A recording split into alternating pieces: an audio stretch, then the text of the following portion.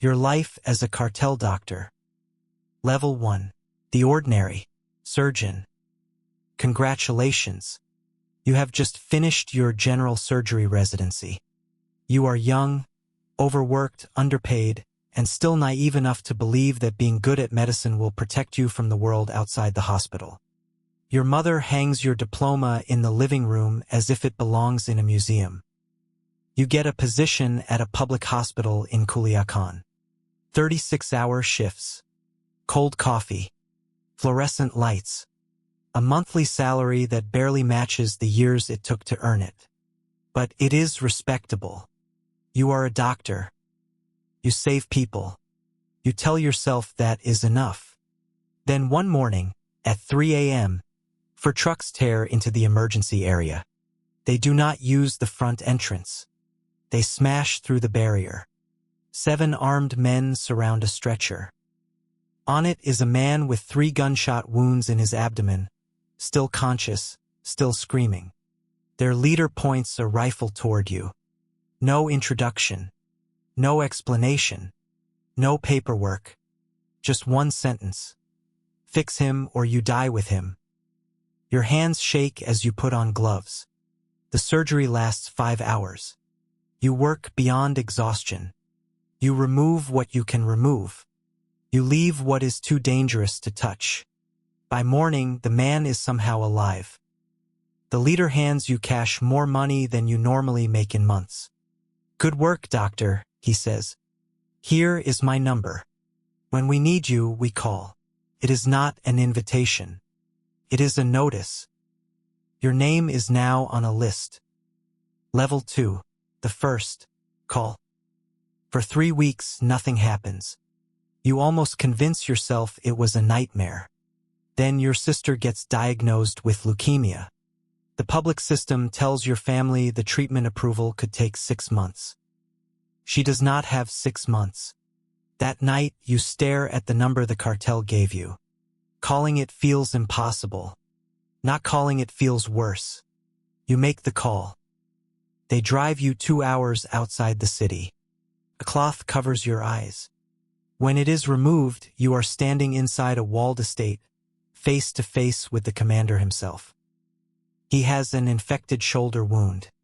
He watches you examine it like he is judging a tool he might buy. I need a doctor I can trust, he says.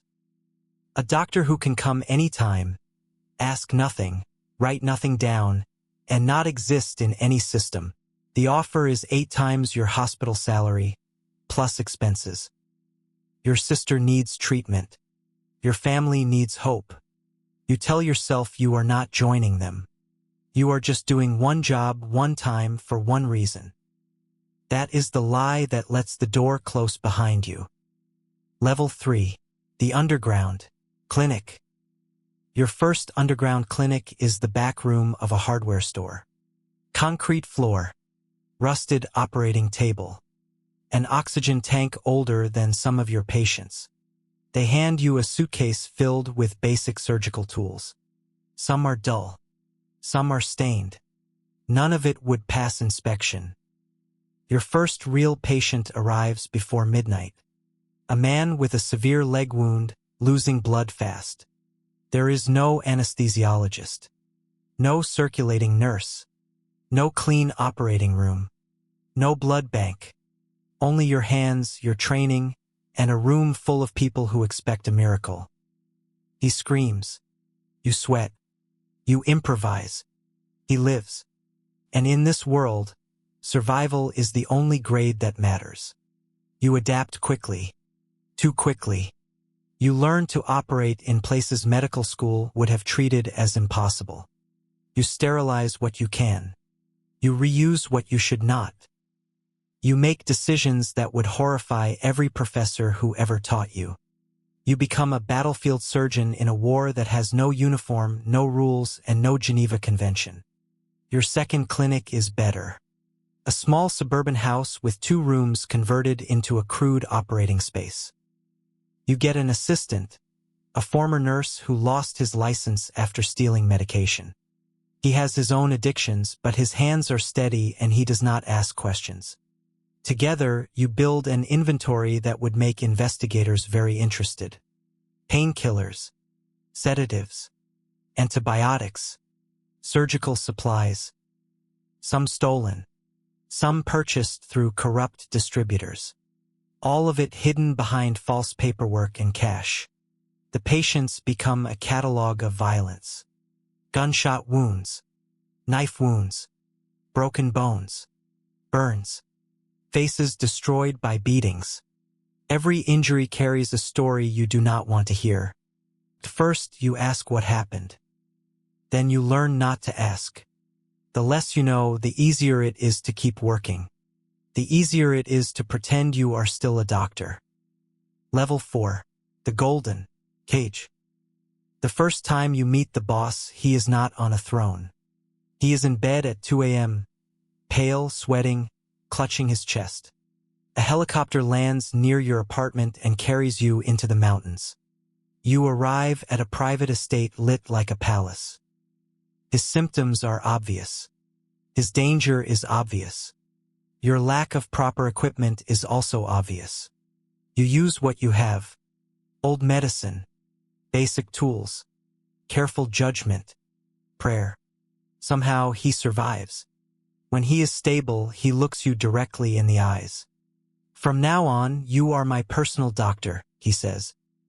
You will live here. Your family will be protected. But if I die because of your mistake, they die with you. That is not gratitude. That is a chain covered in gold. The estate is beautiful.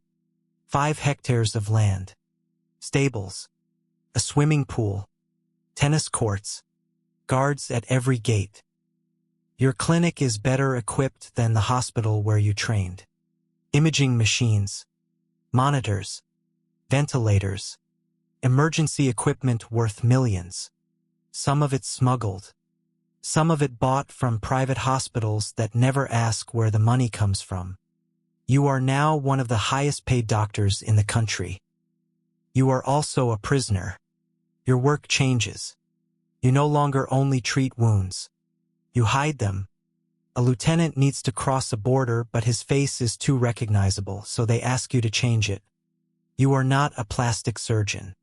You learn what you can in secret and do the rest with fear in your stomach. It works well enough. He disappears across the border.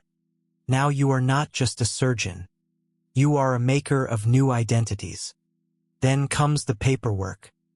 A death needs to look natural. A violent injury needs to become an accident. A missing person needs a clean explanation. Your signature turns crimes into documents. Your medical license becomes an eraser. Before evidence reaches a judge, you help wipe it from the page. Level 5. The Anti-Hippocratic. Specialist. The worst orders do not arrive all at once. They arrive gradually, each one slightly darker than the last, until one day you look around and cannot recognize the room you are standing in. They bring you into a basement where a man is tied to a chair. They tell you he must talk, but he must not die. Your task is not to heal him. Your task is to keep him alive while others break him. You monitor his breathing. You keep him conscious. You intervene only when death gets too close. You have become an engineer of suffering. You have violated your oath so completely that you can barely remember its words. Sleep becomes impossible. At first, you take medication to rest. Then to function. Then to stop your hands from shaking. You have unlimited access to the drugs that can dull your mind, and that access becomes both blessing and curse. You cannot drink because you are always on call. So you medicate yourself with professional precision.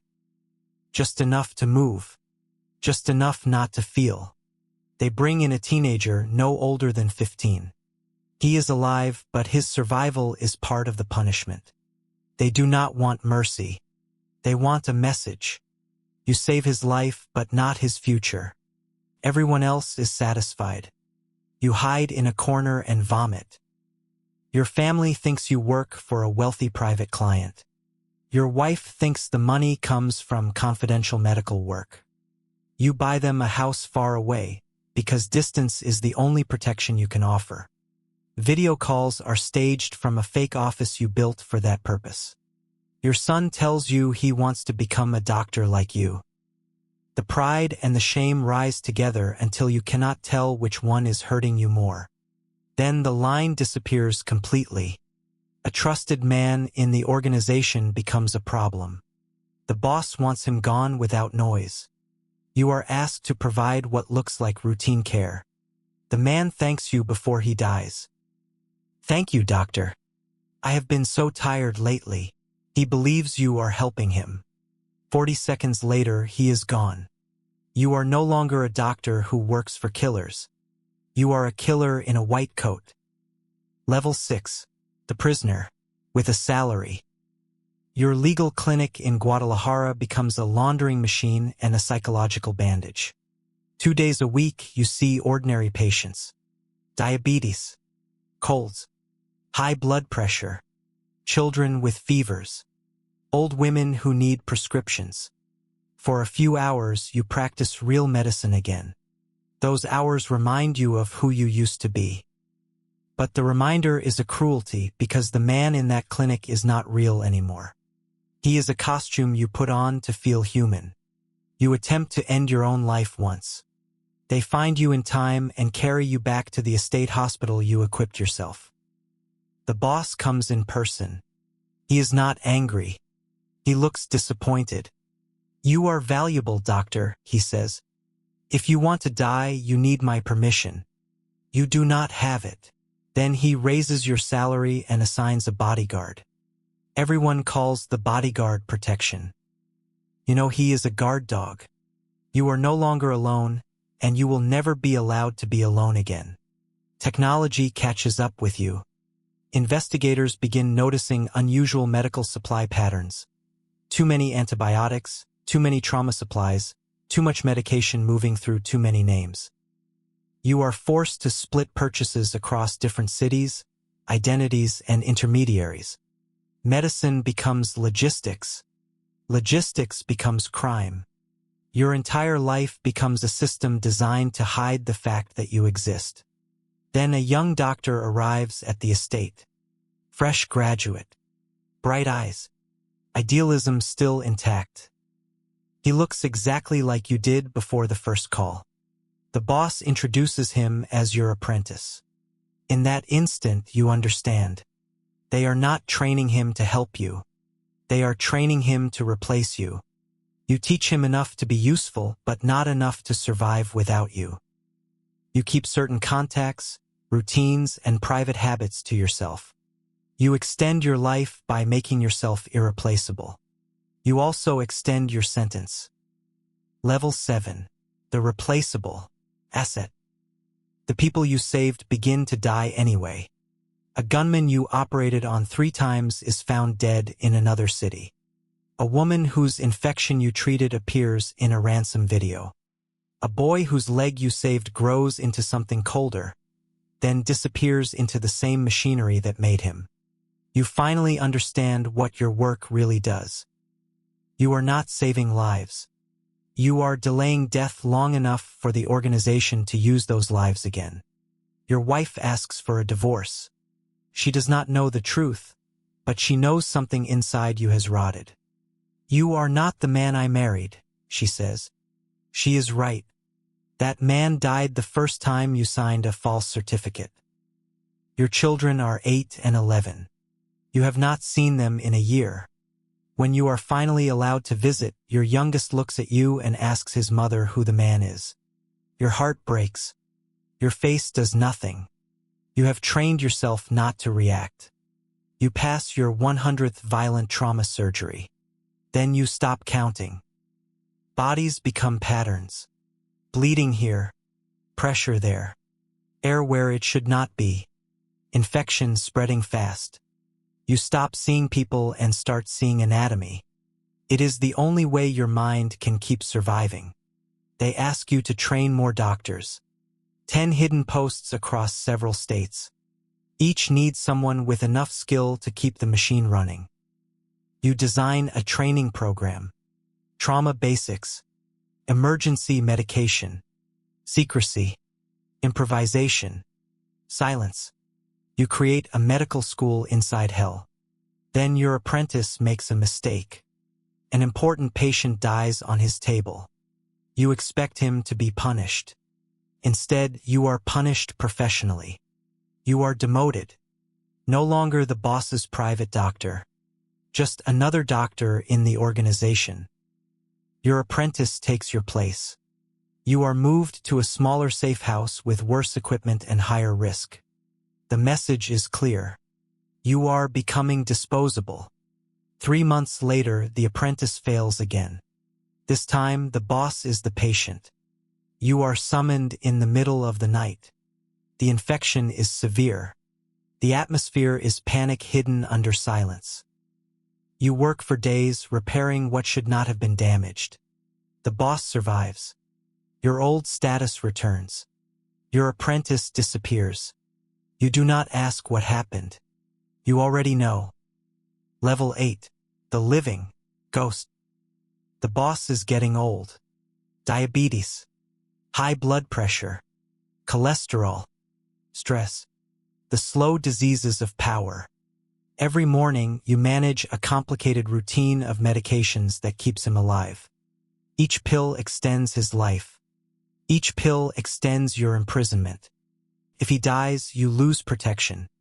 If he lives, you never get freedom. You are trapped in the balance between his heartbeat and your cage. Cancer arrives. Can be treated, but the risk is high. A specialist is flown in under false pretenses and paid an impossible amount of money. The specialist never learns who he truly treated. The surgery works. The treatment works. The boss enters remission. He thanks you for saving his life. Then he reminds you your family is still far away, still safe, still protected as long as you remain useful. You build an escape plan. A false identity. Hidden money. Contact in Brazil. A life where you could disappear. But every time you imagine running, you see your children. You cannot take them without putting them in danger. You cannot leave without abandoning them. So the exit becomes another locked door. An old professor invites you to speak at a surgical conference. He says your career has become almost legendary. If only he knew. If only any of them knew. The doctor they admire has betrayed everything they taught him. You decline politely. You hang up and sit in silence.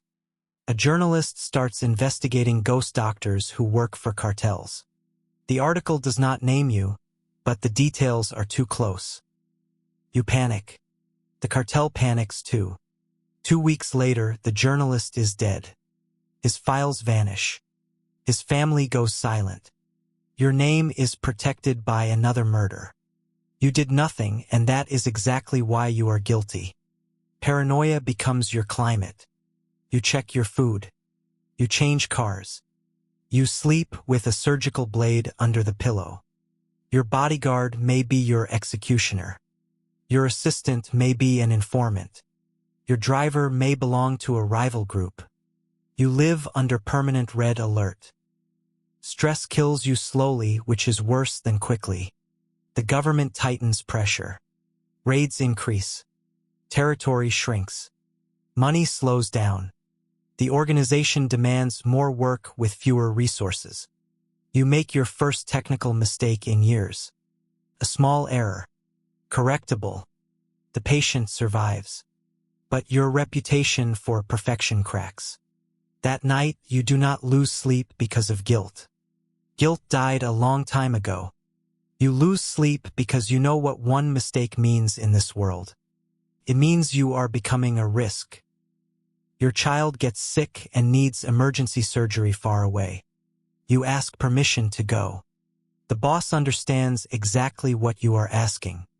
If you go, he says, you will not come back, so he does not let you go. Your former wife calls crying. Your son asks for you. You tell him you are handling an emergency case and cannot travel.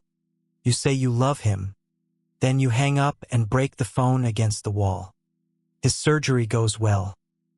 Something inside you moves closer to death. You reach your 500th trauma case. There is no ceremony. Only another young man on another table, technically alive but already gone in every way that matters. You operate for hours because someone powerful wants hope to look expensive. The patient dies 2 days later. His father thanks you for trying. You accept the gratitude, knowing you only extended the suffering. Your own health collapses. Stress ulcers, high blood pressure, chronic insomnia, trembling hands. You are 41 and look 60. In the mirror, your skin looks gray, your eyes hollow, your face carved by a soul that has been rotting for years. One day, the boss asks if you regret it. It is a trap. Every answer is dangerous.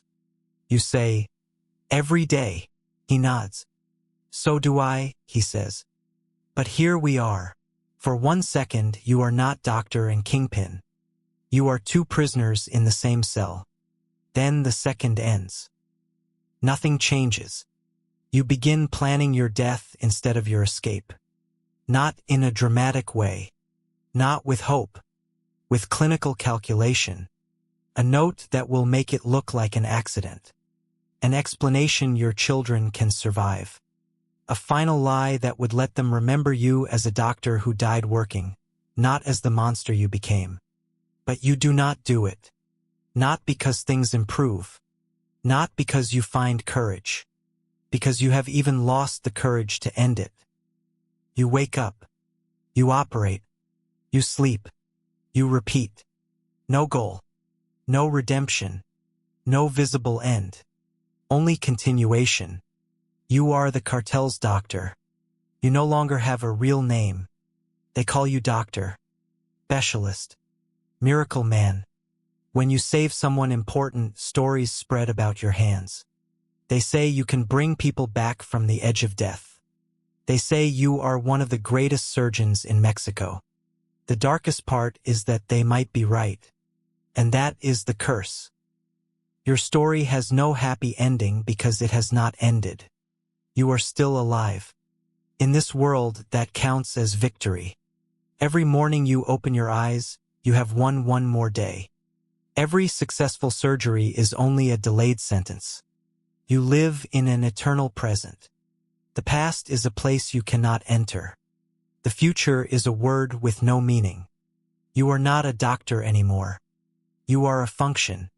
A tool, a human scalpel, a healer who manufactures death, a rescuer who extends pain, a man who violates the Hippocratic oath with every breath.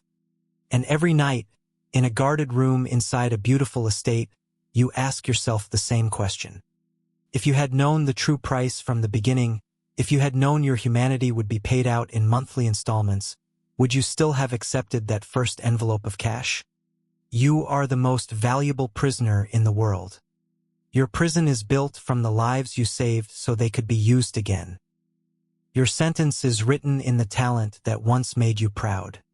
You are the cartel's doctor, and your only terminal patient is yourself.